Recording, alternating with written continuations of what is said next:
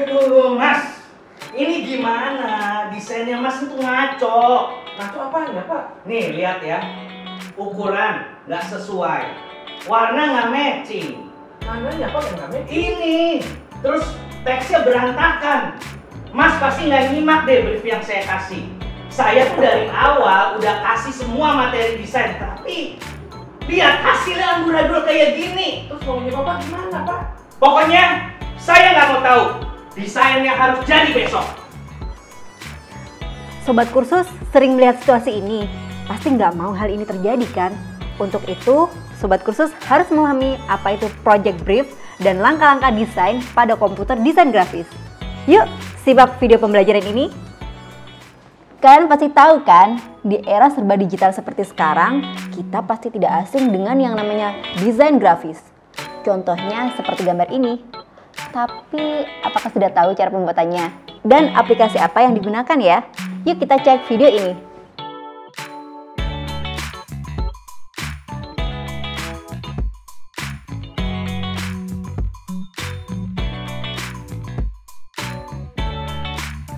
Halo Sobat Kursus, kali ini kita akan mempelajari apa itu desain grafis dan cara menggunakannya.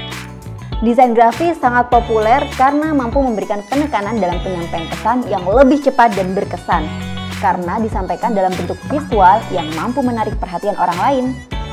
Sebelum kita membuat suatu desain, perlu kita ketahui bahwasanya perlu adanya desain brief sebagai batasan-batasan proyek desain yang diinginkan oleh klien. Desain brief yang ideal itu harus ada 3 unsur utama. Yang pertama, cakupan proyek. Yang kedua, informasi tentang produk atau jasanya. Dan yang ketiga, harus ada informasi tentang hasil desain yang dibutuhkan. Apakah akan dibuat media cetak atau digital? Ukurannya berapa atau warnanya ini seperti apa? Setelah kita mengetahui desain brief, maka setiap objek desain yang nanti dibuat harus dibuatkan storyboard untuk memudahkan apabila nantinya proyek ini akan dikembangkan lagi, baik oleh si desainernya maupun dari desainer pihak lain. Berikut contoh storyboard pembuatan suatu logo.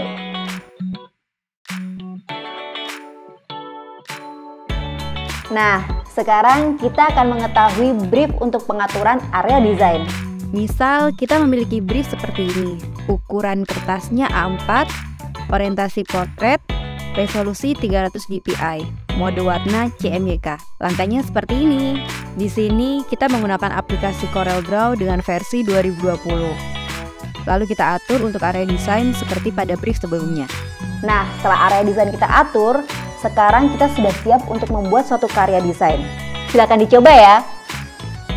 Perlu diingat, pengaturan area desain jangan sampai salah ya, karena bisa mengakibatkan hasil desain yang tidak maksimal. Seperti kesesuaian posisi kertas, kesesuaian ukuran yang terlalu kecil, atau kesesuaian warnanya. Nah, menarik bukan? Sampai bertemu di materi selanjutnya ya, kursus kompeten. Halo Sobat Kursus, kali ini kita akan mempelajari cara membuat suatu objek desain yaitu background. Apakah pernah kalian tahu background itu yang seperti apa ya? Ini contohnya.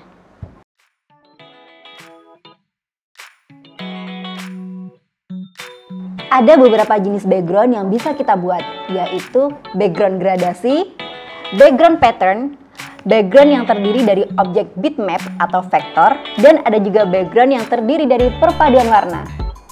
Dari jenis-jenis tadi, kita bisa mengkombinasikan background yang akan dibuat. Misal, background gradasi kita kombinasikan dengan background pattern. Maka hasilnya akan seperti ini.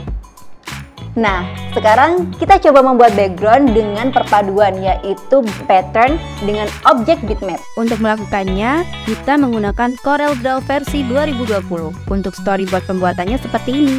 Langkah pertama, kita membuat background warna solid terlebih dulu. Dengan cara kita buat suatu persegi panjang seukuran area desain. Caranya, kita cukup double klik di rectangle tool, lalu tambahkan warna dengan cara menekan tombol F11 di keyboard.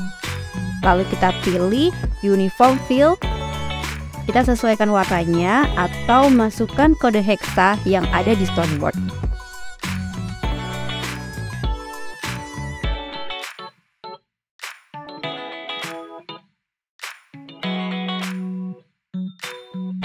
Selanjutnya, kita membuat pattern dengan pola melingkar. Caranya kita menggunakan polygon tool. Kita bisa membuat dengan segi 4 ataupun segi 5.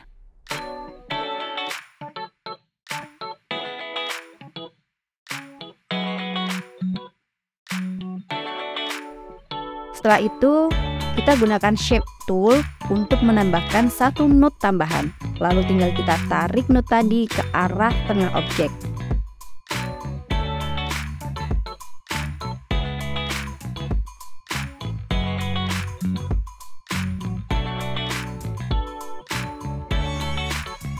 Setelah itu, kita bisa menambah jumlah seginya. Kita sesuaikan seperti di storyboard, yaitu ada 18. Tambahkan warna pada objek tersebut. Caranya sama seperti tadi. Kita tinggal sesuaikan warnanya atau masukkan kode hexa yang ada di storyboard.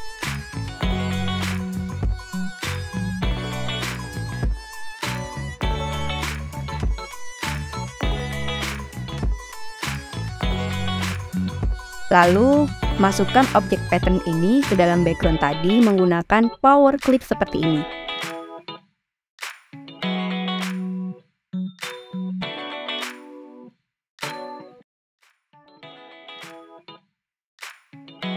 Posisinya diketengahkan dengan cara tekan huruf P dan sesuaikan ukurannya. Tak lupa, kita hilangkan garis outline seperti ini.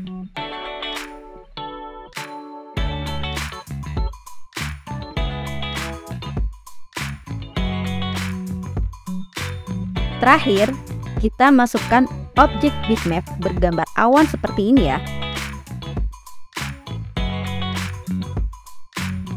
Kita tempatkan sebanyak 4 buah.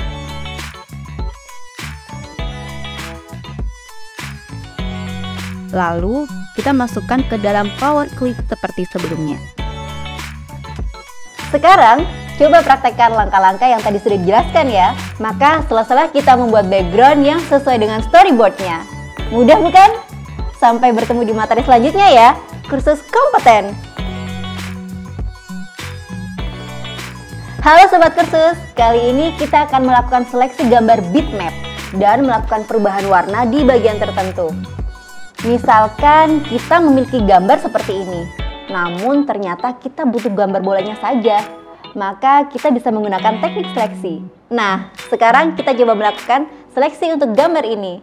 Untuk melakukannya, saya menggunakan Adobe Photoshop CC 2020. Untuk tampilannya seperti ini. Dan kita tinggal drag gambar yang ingin kita gunakan.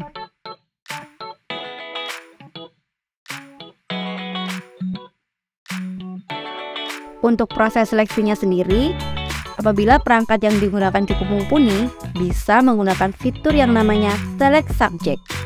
Cara penggunaannya seperti ini. Untuk lebih merapikannya lagi, kita gunakan Select and Mask dan lakukan setting seperti ini.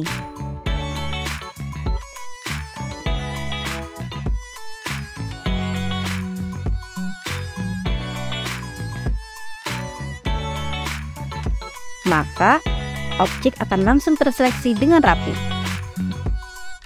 Namun, bila perangkatnya kurang mumpuni, kita bisa menggunakan Quick Selection Tool. Cara penggunaannya cukup kita arahkan dan tekan mouse sampai semua objek terseleksi seperti ini. Apabila sudah terseleksi semua, tinggal kita rapikan lagi dengan Select and Mask.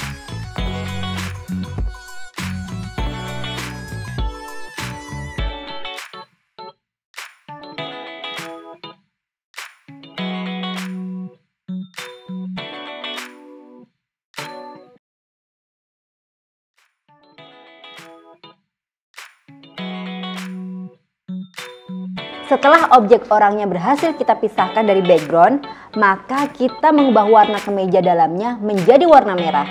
Maka, langkah yang pertama kita seleksi dulu kemejanya. Di sini kita akan menggunakan Object Selection Tool.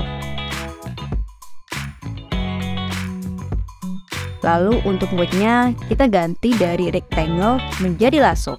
Langsung kita klik tekan dan kelilingkan kursor ke arah kemejanya seperti ini.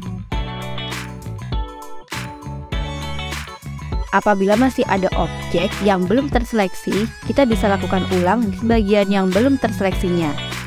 Setelah itu, langkahnya sama seperti sebelumnya. Tinggal kita rapikan lagi dengan select and mask.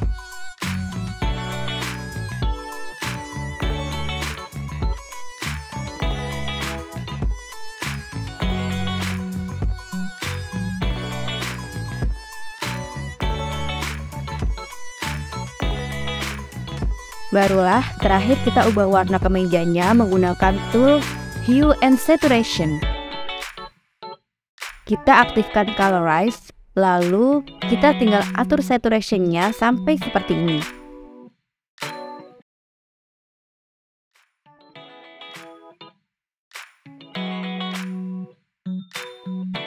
Tinggal kita simpan project ini dalam bentuk native atau PSD, dan juga dalam bentuk PNG, agar bisa digabungkan dengan desain-desain yang nantinya kita buat.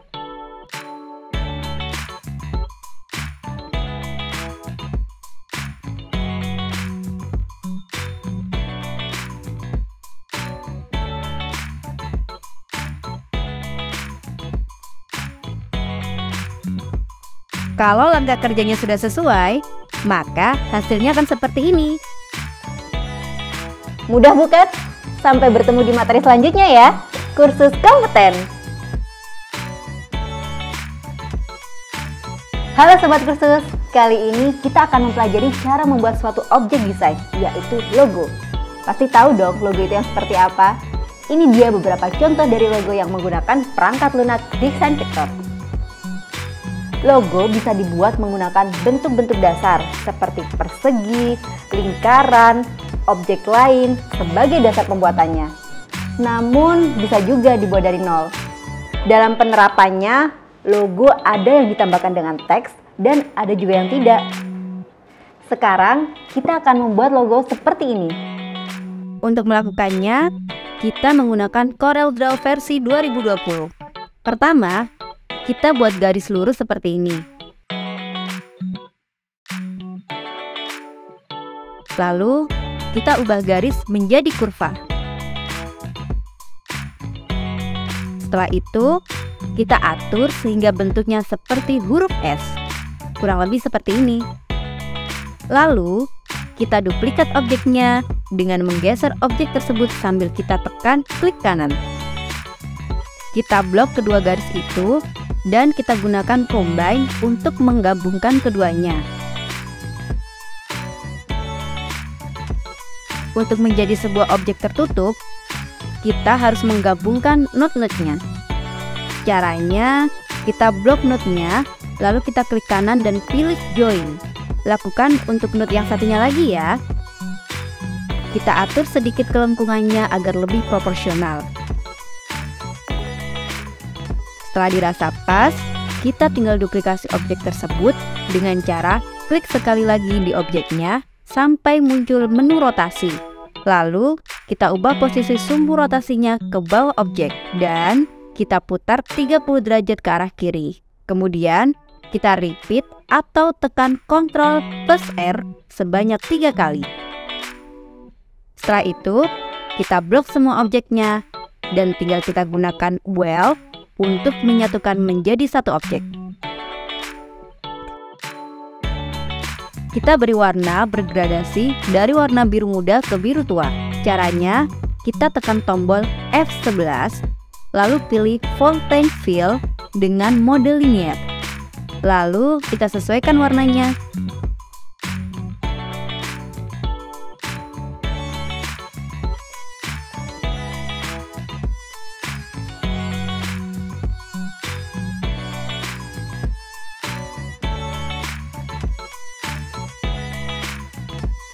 Terakhir, kita tambahkan teks dengan tulisan Asosiasi IT Business dengan jenis huruf yang sesuai project brief. Misalnya Arial Black dengan warna hitam pada teks asosiasi dan biru tua pada teks IT Business.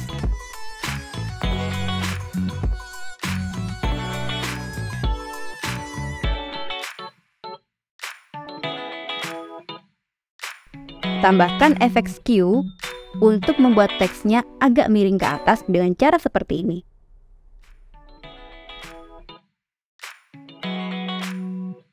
Maka, logo asosiasi IT Business pun telah selesai. Mudah bukan? Untuk latihan, kita bisa membuat logo kayak gini, dengan storyboardnya seperti ini. Sekarang, coba praktekkan langkah-langkah yang tadi sudah dijelaskan ya. Sampai bertemu di materi selanjutnya, kursus kompeten. Halo Sobat Kursus, kali ini kita akan mempelajari cara membuat suatu objek desain, yaitu vektor bidang. Apakah sudah pernah dengar apa itu vektor bidang? Ini beberapa contoh dari vektor bidang yang dibuat menggunakan perangkat lunak desain vektor.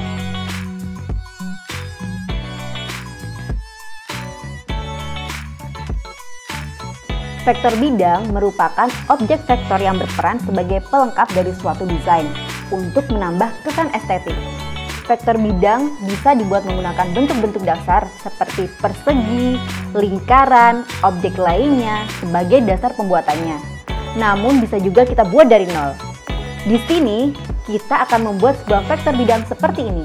Untuk melakukannya, kita menggunakan CorelDRAW versi 2020. Untuk storyboard pembuatannya seperti ini. Pertama, kita buka file project pembuatan background yang sudah pernah dibuat. Selanjutnya, kita buat bentuk lingkaran seperti ini. Lalu kita berikan warna orange atau sesuai dengan kode hexa yang ada di storyboard. Setelah itu, kita buat satu lagi yang lebih besar dari sebelumnya. Kemudian posisinya tepat di belakang objek tadi. Lingkaran yang kedua ini tidak kita beri warna, namun garisnya akan kita ubah bentuknya menjadi garis putus-putus dengan cara seperti ini.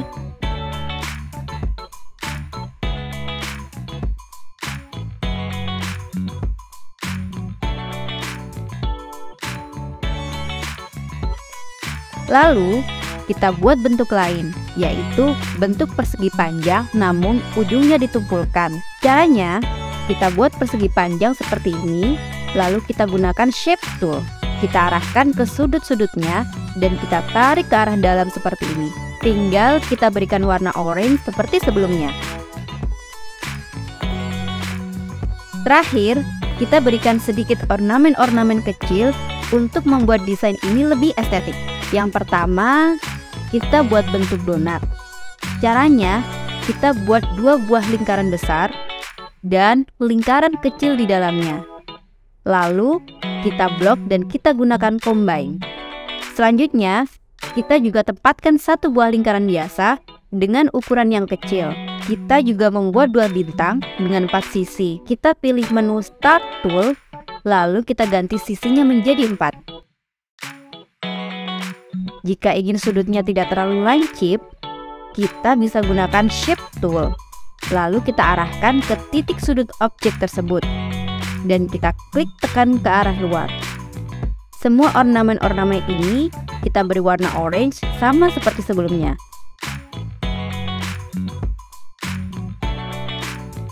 Dan kita duplikat satu lagi. Maka hasil akhirnya akan tampak seperti ini. Sekarang, coba praktekkan langkah-langkah yang tadi sudah dijelaskan ya. Mudah bukan? Sampai bertemu di materi selanjutnya, kursus kompeten. Halo Sobat Kursus, pada pembelajaran sebelumnya, kita sudah mengetahui cara membuat suatu objek berbasis vektor. Tentunya, desain tidak hanya objek vektor saja. Terkadang sebuah desain grafis memerlukan tulisan atau bisa disebut tipografi untuk suatu informasi. Tentu saja hal ini disesuaikan dengan project brief. Coba lihat rancangan berikut ini. Logo yang tampil dengan tipografi dan logo yang tampil tanpa tipografi. Nah, maka dari itu, yuk kita pelajari teknik menambahkan teks pada suatu desain vektor. Pada pembelajaran kali ini, kita akan mempelajari teknik pengolahan teks pada perangkat lunak berbasis vektor. Pada dasarnya, ada 2 jenis teks yang bisa kita sisipkan dalam suatu desain vektor, yaitu paragraf teks dan artistic text. Teks artistik biasanya digunakan untuk menulis teks singkat agar dapat dimanipulasi dengan berbagai efek seperti shadow, Sedangkan teks paragraf adalah teks yang biasanya digunakan untuk keperluan tulisan yang banyak dan dapat diformat berdasarkan paragraf. Seperti sebelumnya, kita akan menggunakan aplikasi CorelDRAW versi 2020 untuk menambahkan teks pada objek vektor. Sekarang, kita akan mencoba untuk menambahkan teks paragraf. Misal, kita punya teks seperti ini. Nah, untuk menyisipkannya, kita gunakan text tool. Untuk teksnya sendiri, bisa langsung diketik dan bisa juga kita copy dari teks yang sudah ada. Lalu, kita atur untuk jenis hurufnya sesuai dengan project brief. Misalnya Calibri, dan ukurannya kita atur menjadi 14. Terakhir, tambahkan style italic. Untuk teks artistik, tidak jauh beda. Hanya saja, setelah selesai pembuatannya, kita menambahkan beberapa unsur artistik. Misal, kita punya teks seperti ini. Kita atur untuk jenis hurufnya sesuai project brief, misalnya impact. Dan ukurannya kita atur menjadi 48. Kita akan tambahkan warna gradasi. Caranya, tekan F11, lalu pilih Fontaine Fill dengan mode linear. Pilih warna gradasi dari biru muda ke biru tua.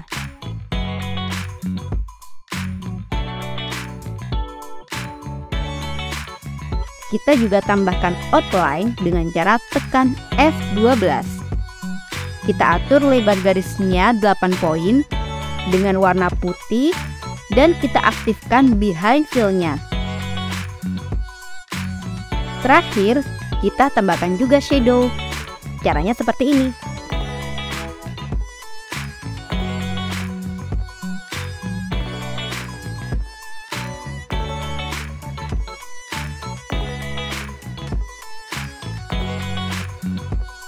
Setelah selesai dengan pembuatan teksnya, langkah selanjutnya kita tinggal menggabungkan semua aset desain yang kita buat dari mulai logo, objek bitmap, dan teks ke dalam background yang sudah kita tambahkan vektor bidang sebelumnya.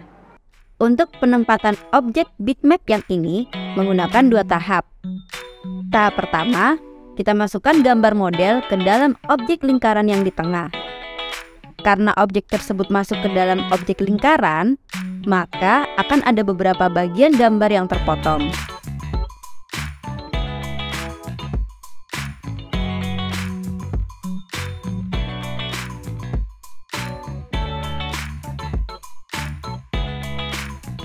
Tahap kedua, kita gunakan menu intersect.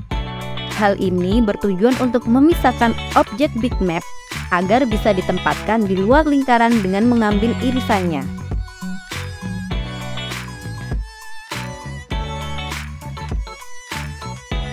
Apabila seluruh aset desainnya kita gabungkan, maka nanti hasilnya seperti ini. Keren kan hasilnya? Sekarang, coba praktekkan langkah-langkah yang tadi sudah dijelaskan ya. Sampai bertemu di materi selanjutnya ya, kursus kompeten. Halo Sobat Kursus, pada pembelajaran sebelumnya, kita sudah mengetahui cara membuat suatu karya desain berdasarkan brief dan juga storyboardnya. Pasti nantinya desain ini akan digunakan dalam bentuk konten digital ataupun ke dalam media cetakan. Maka dari itu, kita perlu mengatur final artwork sesuai dengan kebutuhan. Apa saja yang harus kita atur? Yang pertama, ukuran area desain yang digunakan. Pastikan sudah sesuai dengan arahan di briefnya ya. Misalkan dalam hal ini ukuran A4. Yang kedua, mode warna. Apabila mencetak menggunakan printer, maka mode warna yang dipilih yaitu CMYK. Sedangkan untuk media digital yaitu RGB. Yang ketiga, resolusi. Resolusi 300 dpi untuk kebutuhan cetak pada media kertas HVS atau art paper. Resolusi 150 dpi untuk media kertas dengan kerapatan rendah, misalnya jenis kertas koran atau HHI. Tak lupa, untuk menghindari missing font pada saat membuka proyek, baiknya teks yang sudah dibuat di-convert ke dalam kurva. Caranya seperti ini. Kita buka desain yang sudah dibuat, lalu di setiap teks yang dibuat, kita klik kanan, lalu pilih Convert to Curve. Selanjutnya, kita akan mengatur untuk bleed dan juga crop mark. Bleed merupakan area desain yang sengaja dilebihkan di luar batas tanda potong, berfungsi untuk mengantisipasi bergesernya tingkat akurasi pada saat hasil cetak dipotong. Ukuran bleed pada umumnya adalah 3 mm di setiap sisi. Untuk membuatnya, kita cukup perbesar area desain yang dibuat minimal sepanjang 3 mm per sisi, baik vertikal maupun horizontal. Lalu, kita beri garis pembatas untuk area desain aslinya. Kita double klik di rectangle tool seperti ini.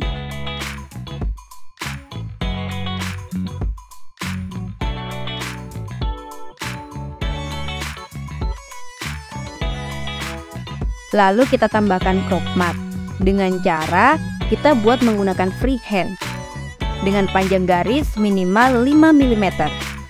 Yang kita gunakan saat ini 8 mm. Lalu kita tempatkan di setiap ujung bleednya seperti ini.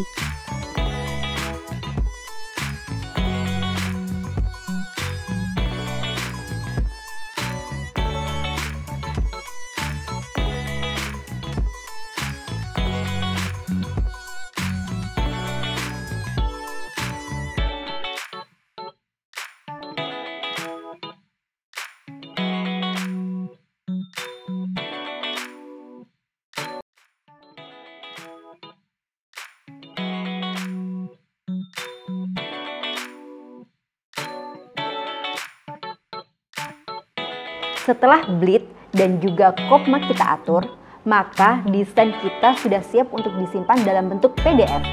Sampai saat ini, format PDF adalah format yang terbaik saat kita berikan ke percetakan.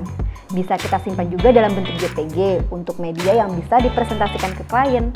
Untuk cara penyimpanan ke dalam bentuk PDF dan JPG, kita tinggal pilih export, lalu pilih format file, JPG atau PDF.